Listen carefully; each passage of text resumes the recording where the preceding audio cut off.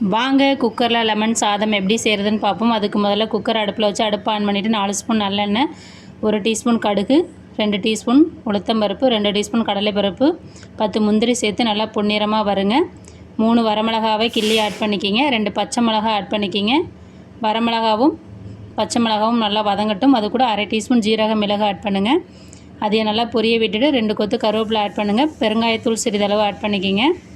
பெருங்காயத்தூள் ஆட் பண்ணிவிட்டு அதை 1 நிமிஷம் நல்லா வதக்குங்க.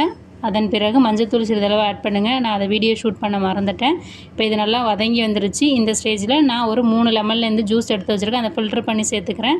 இப்போ நான் 1 கப் அரிசிக்கு 3 கப் தண்ணி ஆட் பண்ணிவிட்டு மிக்ஸ் பண்ணிவிட்டு தேவையான அளவு கல்லுப்பு ஆட் பண்ணிக்கிறேன். நான் வந்து பொன்னி அரிசியை 2லேருந்து 3 தடவை வாஷ் பண்ணிவிட்டு ஒரு 20 நிமிஷம் ஊற வச்சுருக்கேன். அந்த அரிசியை ஆட் பண்ணிவிட்டு அடுப்பை வந்து சிம்மில் வச்சு 3 விசில் விட்டு எடுத்து தொடர்ந்து பார்த்தா நமக்கு சூப்பரான சுவையான லெமன் சாதம் தயார்.